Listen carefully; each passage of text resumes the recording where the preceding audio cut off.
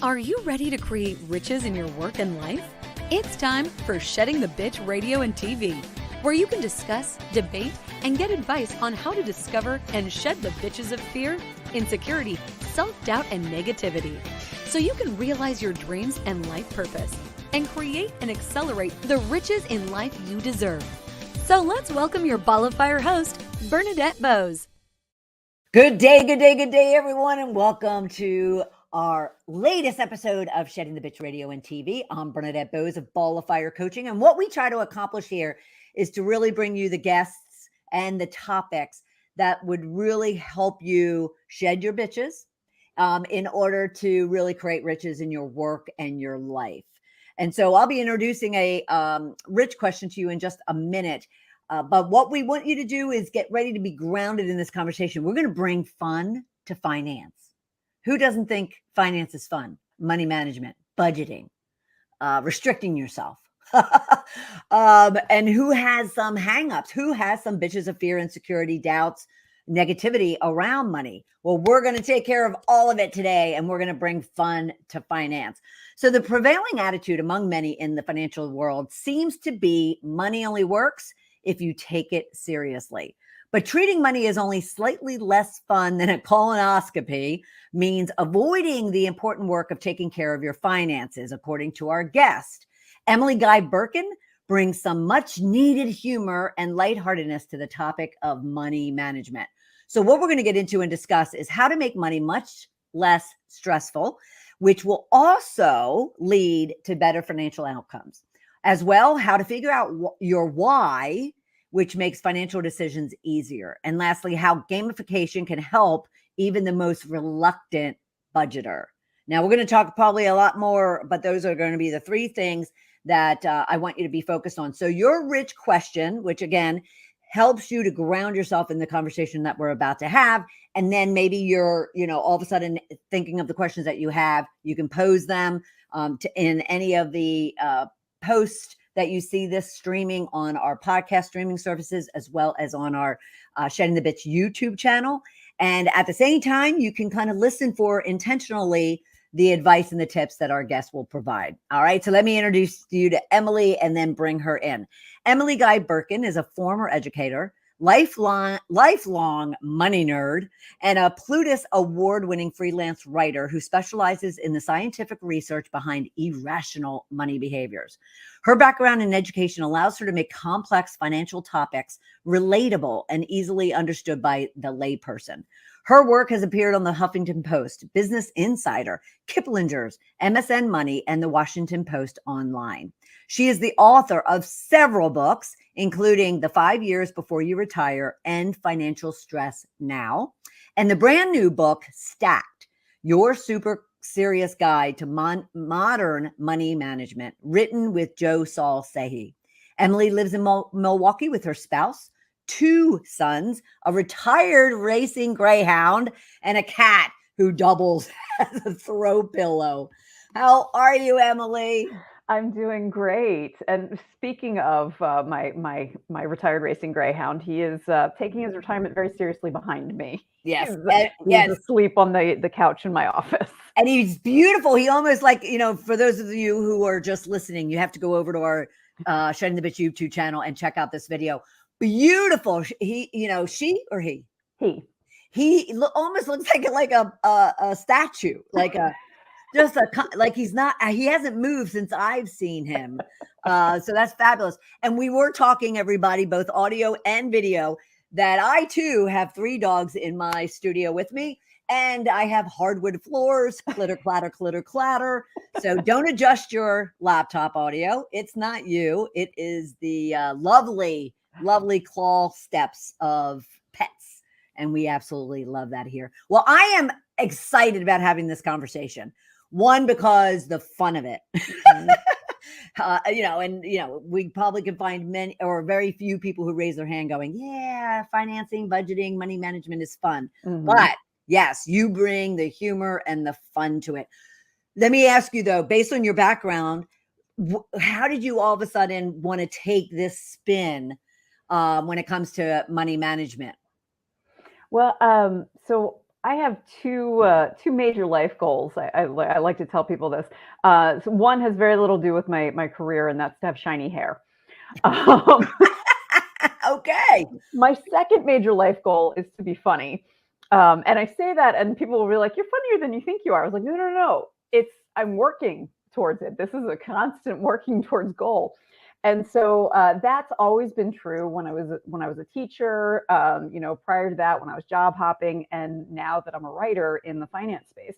Now the thing is, when you write about money, many of your clients edit out even the most gentle of humor.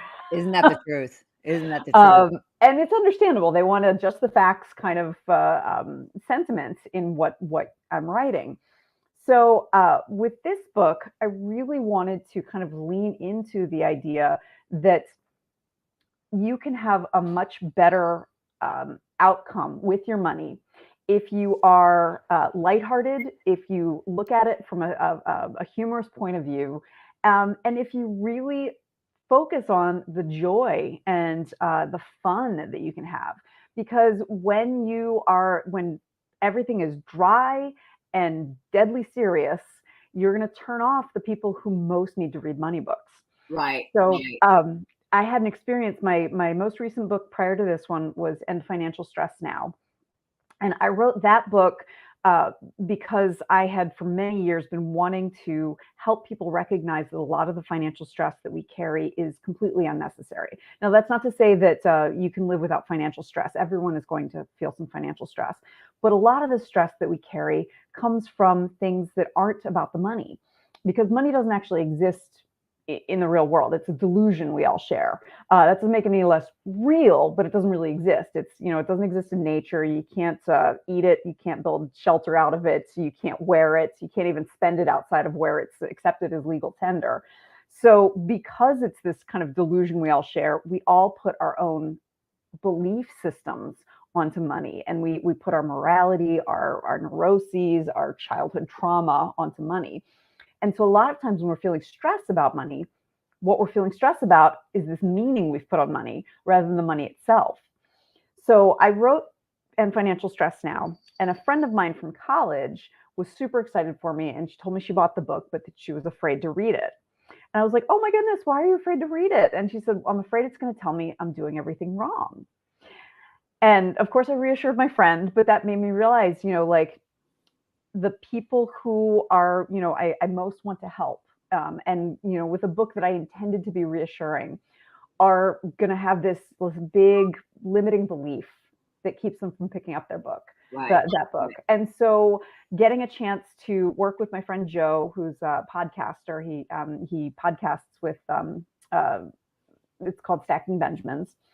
And he focuses on being funny and lighthearted. And getting a chance to do something that is going to be a book that you can enjoy reading, even if you don't like reading about money. Yeah. That was going to allow us to help a lot of people who are being left behind by normal financial books. That's awesome. All right, but that was loaded. You might not know that, but that was a loaded response, which is awesome. Awesome. But I need you to break it down a couple of things. Mm-hmm. The first is when you were talking about the fact that money is an illusion, mm-hmm. that money's not natural. It's not part of the existence. You need to help our listeners and our viewers understand what you mean by that. So the thing about money is, as I said, it doesn't exist in nature. So if you even see like animals that, in nature do some sort of, trading or bartering or something like that, there is no currency that is universally accepted. This is something that human beings created. And, if you spend any time thinking about it, it does get a little weird. You're like, okay, so there's this green piece of paper and it's got a dead guy on it, and it's got a number on it, and I can exchange it for goods or services. And if it's taken from me, I can't get it back. Right. The numbers on a screen represent the dollar bills. So all of that is, if you just spend any time thinking about it, it's just like, how did we come up with this? This is a very weird system. No, I mean, this was explained to me several years back. Mhm. And I'll be honest with you, Emily, I just sat there like I was like, what in the hell are you talking about? You know, like I have a dollar bill in my hand. I have coins in my pocket. It allowed me to have food in my refrigerator. What are you talking about? And yet, just like you just explained it, the minute I really started thinking to myself, oh my God, I could rip up this piece of paper, you know, but yet I'm so like tied to it because I'm like, no. Well, and the thing that I like to think about, well, not like to think about, but one of the ways that it helped me kind of come up with this thought process was thinking about like the zombie or alien or robot apocalypse. Yes. So, so if the zombie apocalypse comes, the graves are opened, and the undead are walking the streets, and everyone's like putting plywood over their windows to protect themselves. No one's going to care about the Dow Jones. No one's going to care about the banks. The dollar bills, the money that you have in your wallet, are going to be meaningless.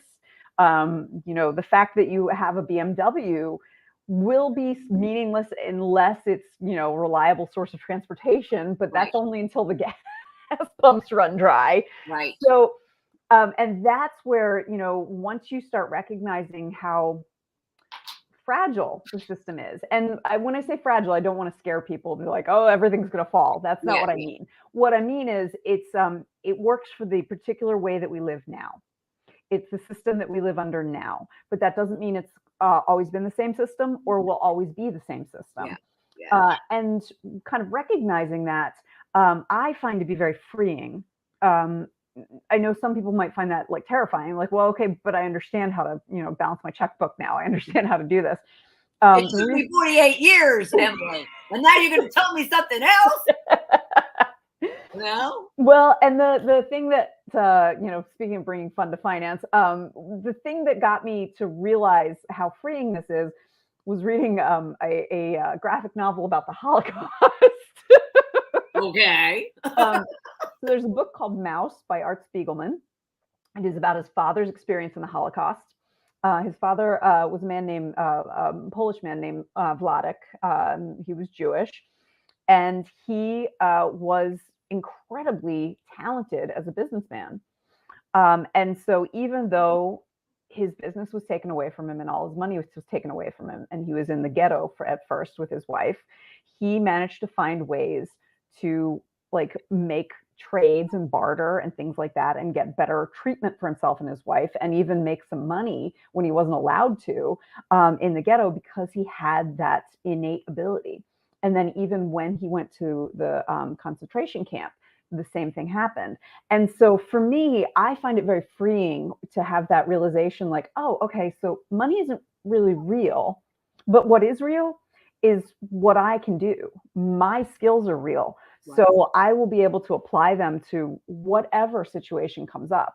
Yeah. So whether that's a likely situation, like job loss or something like that, I can use the skills that I have honed, that I'm very good at, to deal with job loss, or something completely unlikely, like zombie apocalypse, or something slightly more likely than that. Pandemic. You see it with a lot of natural disasters, right? Like towns are like destroyed. The people lose everything, and yet they find a way to survive. They find, and not even just survive, but even to thrive. So that helped me kind of, and is your goal to kind of help people to let go of that tight grasp that they have on something that they consider as materialistic and is like a must have, and yet let go of it, because you would be fine even if you didn't have it. Exactly. Yeah. The thing I like to remind people is when you are looking for some financial stability, which I don't think actually truly exists, because should the alien apocalypse come, Warren Buffett's going to be just in the same boat as the rest of us. Yeah. But people are looking for that, and they have this idea that once they have enough money, the money will take care of them. And that is like putting a pile of money behind the driver's seat and turning the car, letting it go. Right. You're behind the driver's seat. The Right. money will certainly help. It's a tool. Oh, I love that.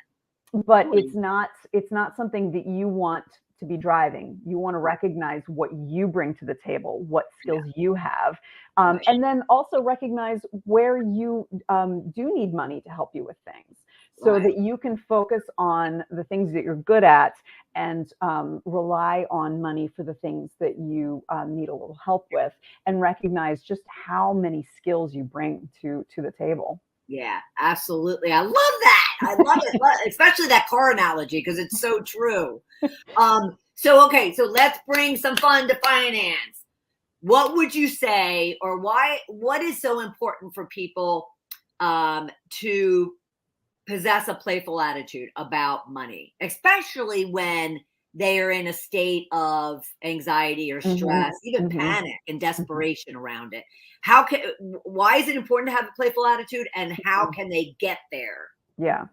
So when you are looking at money as life or death, every decision feels much more fraught. So every decision, it feels like, oh my goodness, if I mess up this decision, I'm going to ruin my life.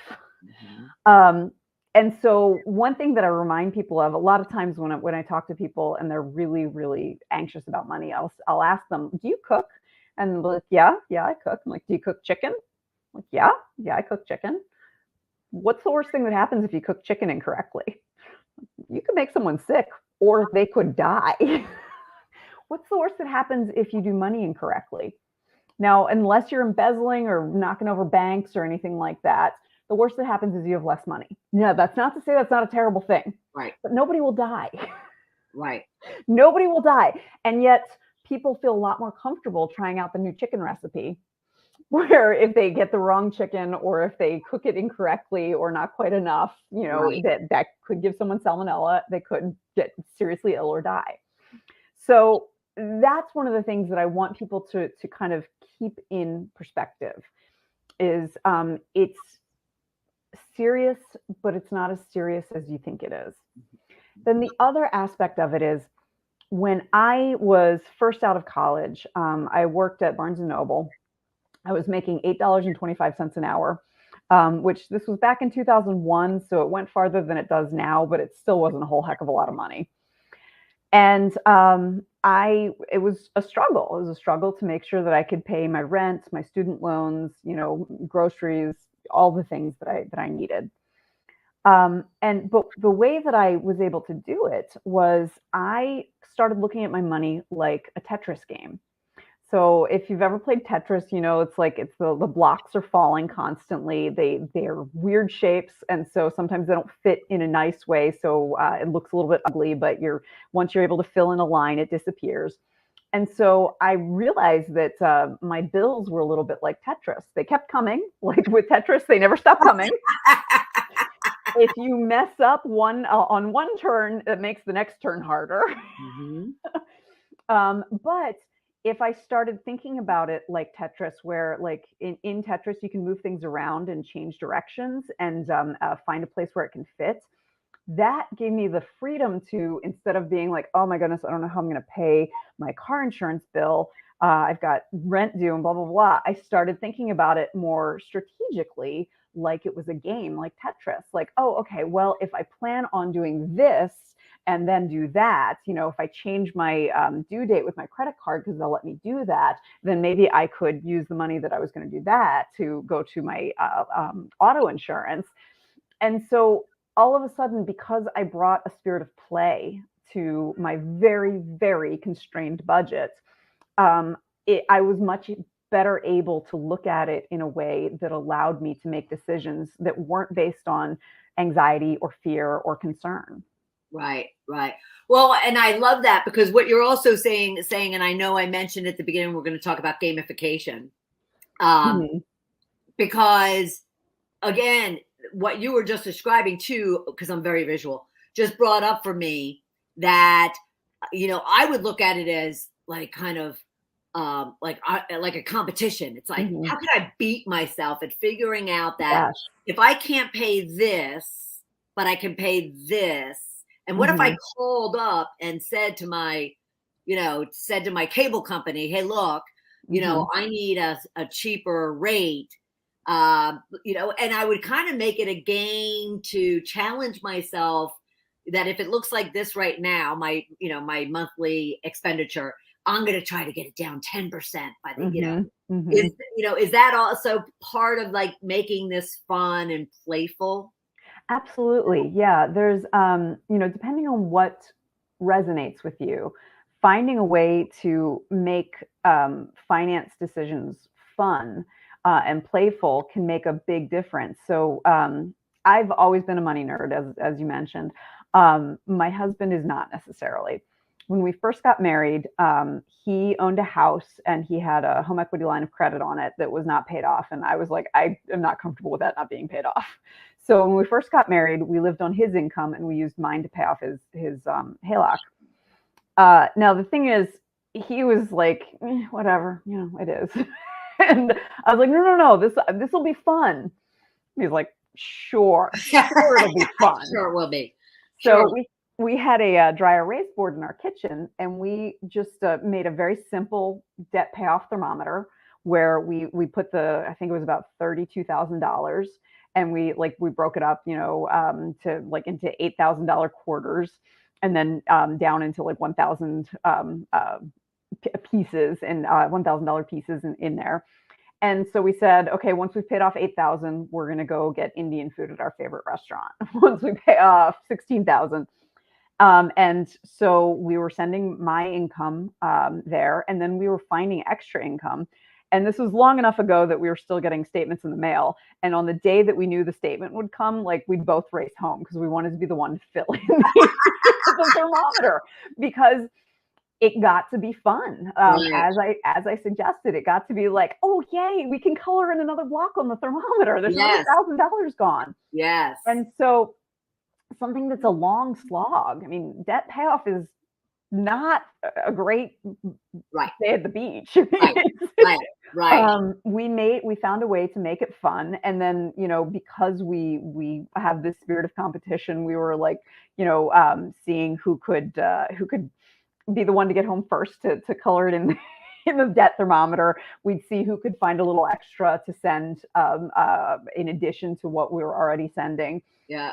And so we got that competition going, we got the fun going, and then that made this long process that could have taken a really long time and been boring and just awful. Right. And we got it done in about 15 months, and we had a good time with it. Yeah. Yeah. I've done things where when I needed to be focused, this was about 5 years ago, really needed to be focused on my budgeting and my spending, more so my spending. Mm-hmm, mm-hmm. And I looked at it every day. For every day, I would look at it and make sure I look at every transaction and understand where I'm spending. I'd put in an envelope, $5.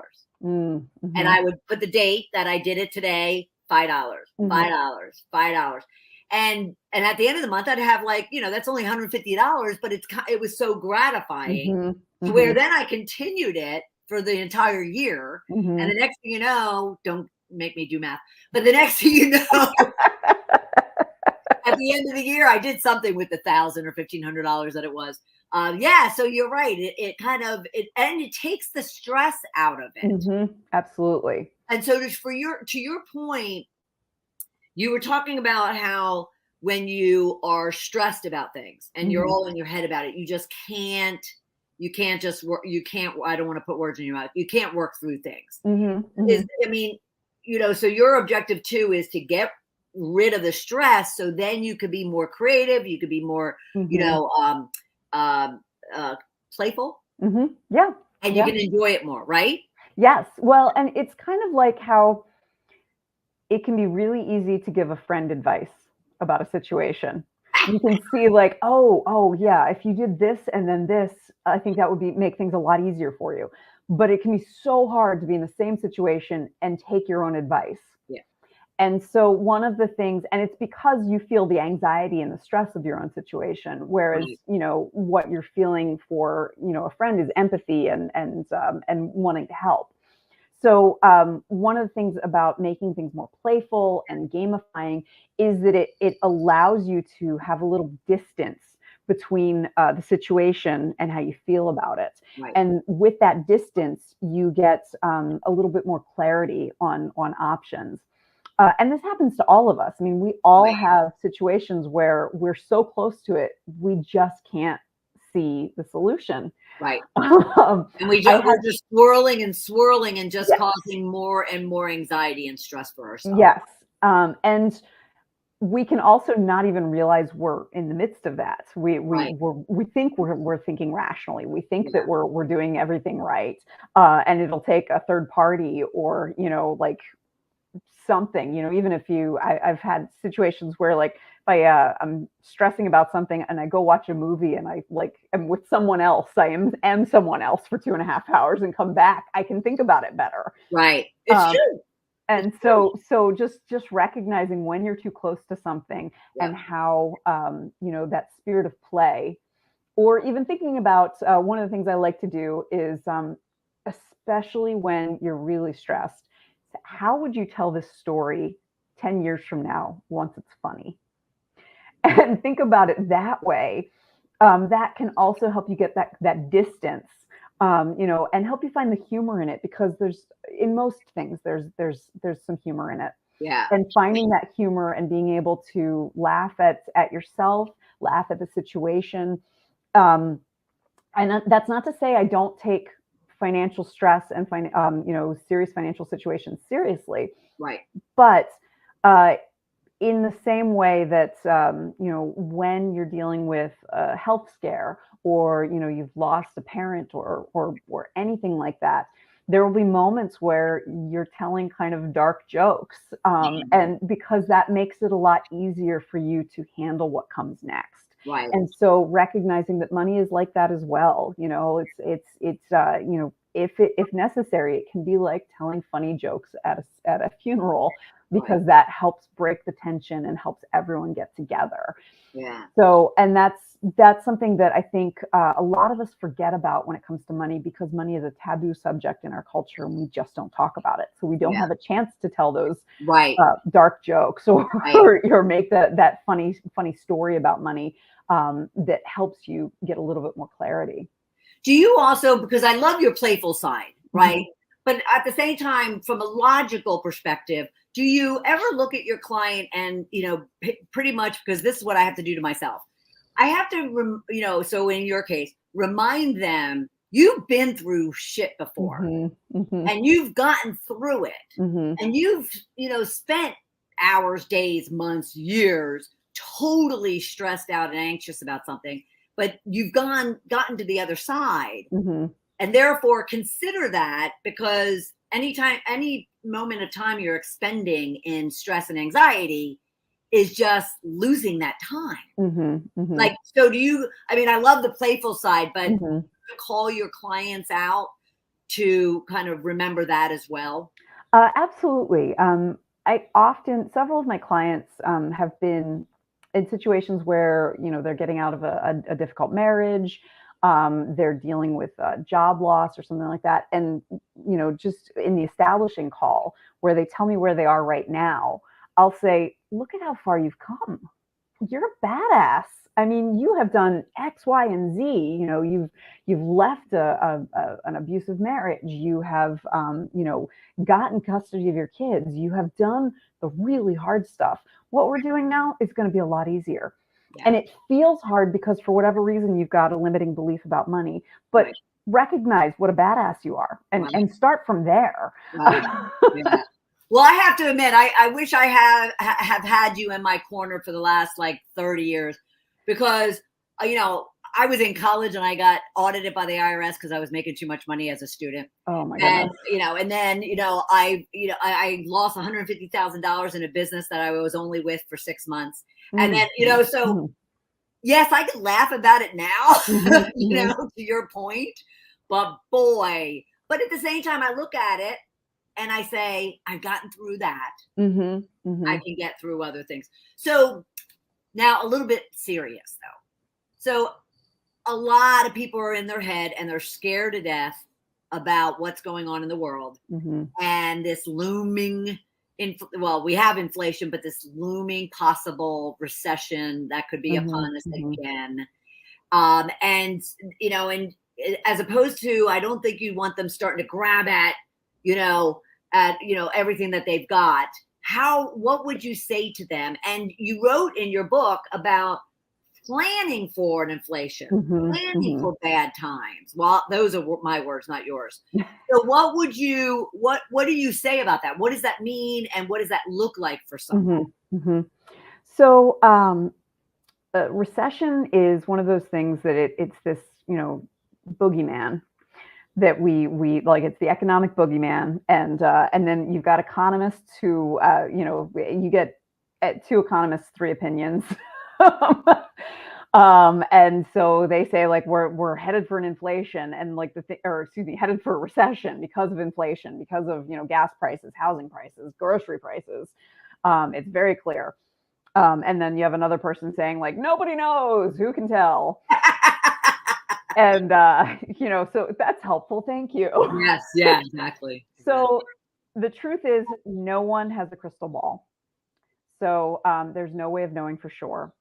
But there are patterns, and sorry, that's my cat's tail. You just saw through this. You do not need to apologize. Love it. Love it. Love it. So there are patterns that people, that economists notice. And the thing is, the economy does go through cycles where it expands and contracts, and we are overdue for it to contract some. So with that said, what that means is, if you know that that's coming, and what I think is we need to be planning for it always, right. Even when things are going gangbuster, plan for what will I do if the economy contracts.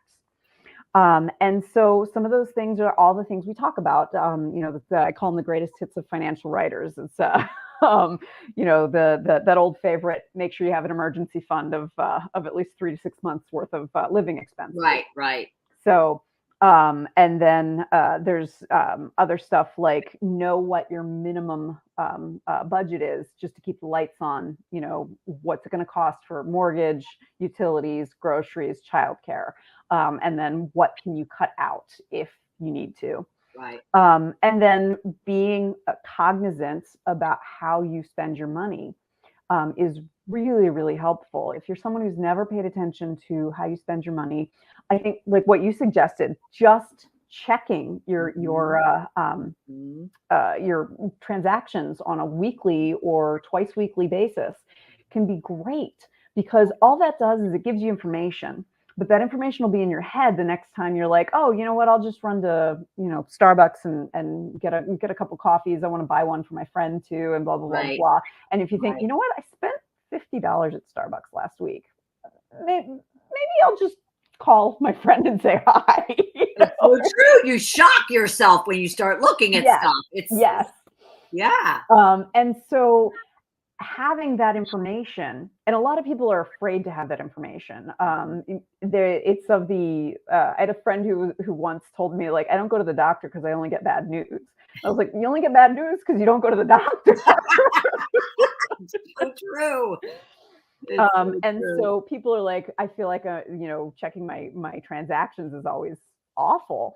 And it's like, well, you feel that way because you only check it when there's an emergency. Right. When something bad has happened, and so you got to check it and work it out. So just having that information can give you an opportunity to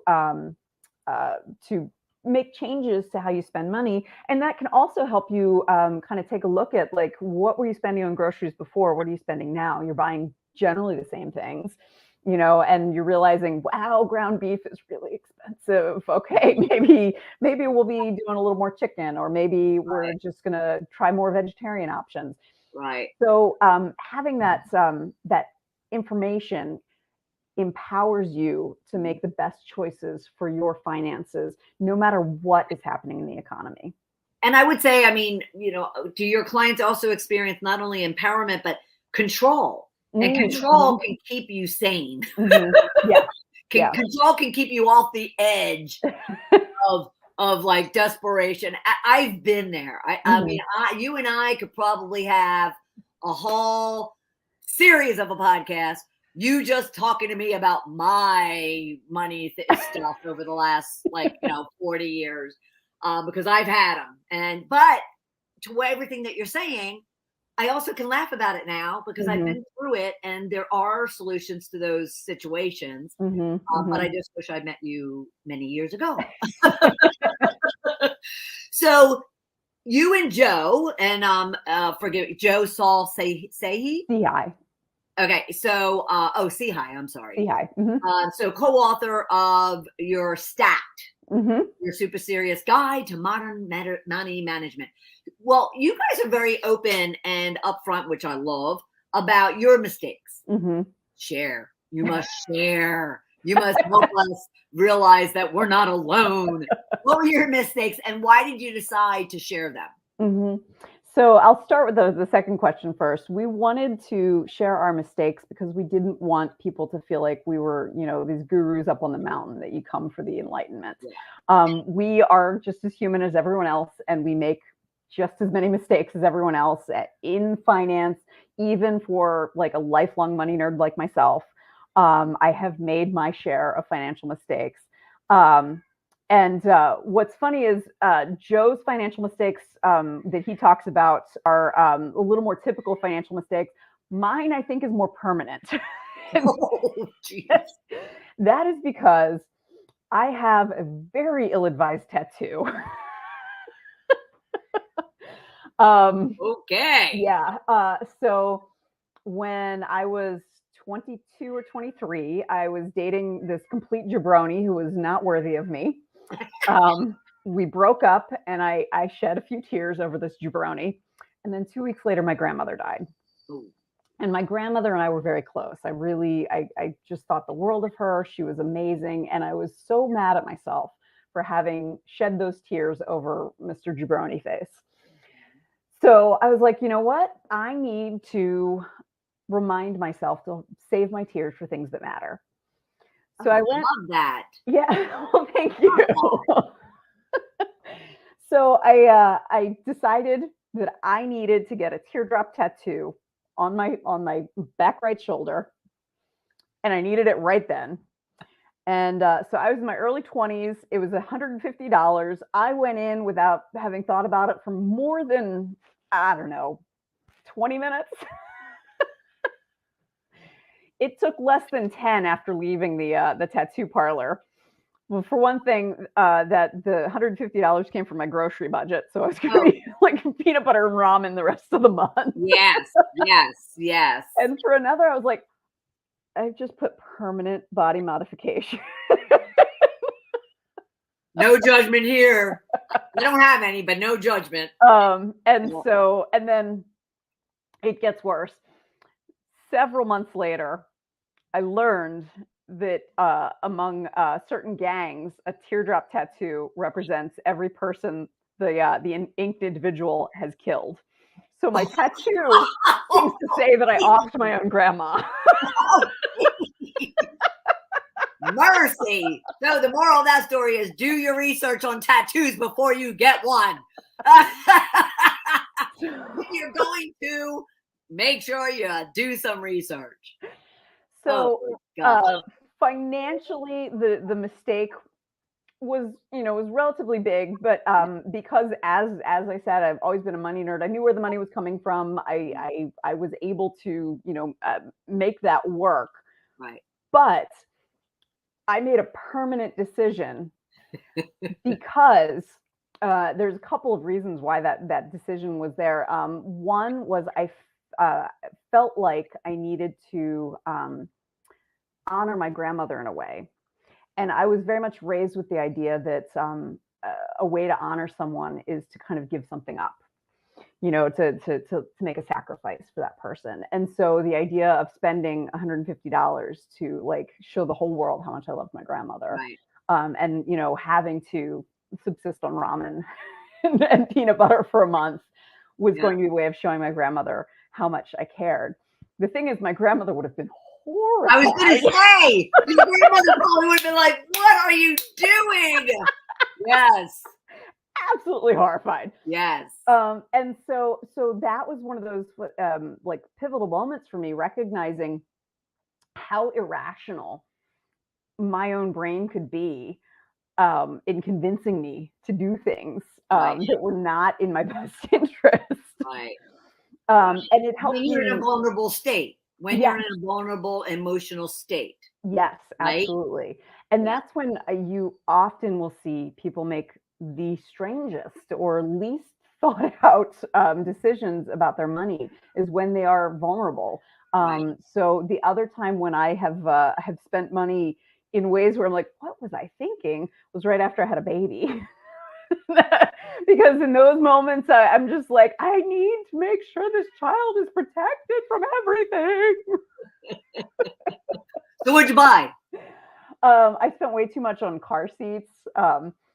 My husband is an automotive engineer, and he was just like, "Look, I understand crash tests and all of that. I understand this." I was like, "I don't trust you." Yeah. We need a seat with 5 seatbelts attached to it. That's hysterical. Well, I think anyone listening or watching can, is sitting there like I am, like, nodding their head, going, "Oh yeah, I've been there, done that." Yeah, absolutely. So that's awesome. Now, what would you tell someone? What would you tell someone who right now is listening? They saw that, they saw the subject of bringing fun to finance because they're just totally stressed out. And what would you share with them as far as even one thing they could do or take away from this conversation and from all of your expertise? So something that I think is really helpful is figuring out your why, your North Star, like what is most important to you. Because once you know what's most important, then it's a lot easier to get rid of the things that are less important. So, and that's, for instance, with the car seat thing, that I thought I was doing that. I was like, what's most important is the child's safety. But so it can, there are ways where that can be difficult. But when it comes to financial decisions, a lot of times we make financial decisions because they're convenient, or because we've always done them, or because of tradition, or because our parents are guilting us, or whatever it is. And so if we come at it from like, okay, what's most important to me is that I get to spend quality time with my kids. What's most important to me is that I get to spend time doing my writing or my quilting, or whatever is my artwork. What's most important to me is being able to rescue animals. Once you've got that moment, that why of what is behind the decisions you make, then you can start thinking through any financial decision with, does this serve my why? So if you most want to be able to foster rescue animals, and you've got a financial decision, like, okay, you're thinking about buying a new car. Well, does this serve your ability to foster rescue animals? Maybe it does. Maybe you need a larger car to be able to transport them. Maybe it doesn't, because the car payment is going to cut into the budget that you have for dealing with animals. And so you can actually kind of just start comparing things, and it gives you a sense of clarity rather than just following along in a decision without giving it the full thought that is going to be helpful to you. And intention. Yes, exactly. Yeah. Well, I have to, excuse me, I have to ask you a question because it came up for me a couple of times based on what you were just saying. So someone establishes the why, and yet they still can't kind of push through and overcome, because this was me for a long time, maybe they felt shame if they made it appear as if they wanted abundance, and they wanted prosperity, and they wanted to get out of their money situation, or they wanted to make a lot of money, or and so they're just dealing with a lot of shame, a lot of guilt. You mentioned the word guilt. what can they do? Because having the why is one thing, but then what can they do, or what do you help people do to then push through that kind of, that's deeper than, some of the other things that we've talked about. How do you help in that situation? So shame is so corrosive, and it can be so difficult to root out. I mean, it's so deeply embedded. And so I'll tell you my tattoo story. I felt ashamed for a long time, and being able to laugh about it was helpful. So and that's something that I one of the reasons why I suggest thinking about how will you tell the story in 10 years when it's funny, is because you can help think of yourself on the other side of the shame. Yeah. That's one aspect of it. The other is kind of stepping outside of yourself, whether that's imagining you're talking to your best friend, who is telling you the same story is what you're telling. What would you say to your best friend? And, you would not say like, oh, you're terrible, shame on you, to your best friend. You would be like, oh my goodness, you're human. These things happen. And so that's something that is really helpful. And actually, the psychologists have found that if you talk to yourself in the third person, instead of saying, oh, I'm such an idiot, you say to yourself, or I would say to myself, Emily, you're human. That gives you that kind of distance to kind of let shame have space away from you rather than eating you up. Oh, I love that. And then the third thing I love to recommend to people is imagine you woke up with amnesia. Just imagine you just woke up and this is your circumstance. What would you do? Well, you didn't have all that baggage. And then you have all that memory and that belief system. Yeah. I like that. And that, so like that third person talking, and then that imagining, like, well, let's just say I just woke up to this, I've never been here before. I don't know anything about this. I don't know the background. Right. What would I do? That can create this amazing clarity, because like, well, this is what I want to do. And well, okay, well, then do it. There's no rules. I mean, there's some rules. Don't rob a bank, but right. That's awesome. I love that. I love that because again, I'm visual, and I like to, role play. That's going to come across really bad to some people, and I mean it too. No. But I love that because I can immediately put myself into that, going, okay, just forget about everything in the past, and I love that. Love that. Well, this has been absolutely awesome. Time flies when you're having fun. Fun with finance. When you're having fun with finance with Emily Guy Birken. So everybody, especially those of you listening, because we've been putting up the links if you're on our Shedding the Bitch YouTube channel. EmilyGuyBirken.com is where you want to go to learn all about Emily. You can also pick up her book there and or Amazon called Stacked, Your Super Serious Guide to Modern Money Management. And then be sure to follow her on Twitter. She's got to be a blast on Twitter at Emily Guy Birken. Emily, thank you so much. This has been fabulous. Thank you so much for having me. I've had a wonderful time. Yeah, and you've helped me reconcile some things from a fun perspective. Having fun. Yes. Thank you for the reminders. It's tremendous. Absolutely tremendous. And for everybody else, thank you so much for joining us for another episode of Shedding the Bitch Radio and TV. Be sure to download us on any one of your podcast streaming services or go to our Shedding the Bitch YouTube channel. Leave comments, ratings, subscriptions, follow us, and let us know what topics and guests you want to hear about. So please join us next Tuesday at noon Eastern Time for another episode of Shedding the Bitch. Thank you very much, everybody. Bye. Thank you for taking part in Shedding the Bitch Radio and TV with Bernadette Boas. We would love to know what your biggest takeaway was.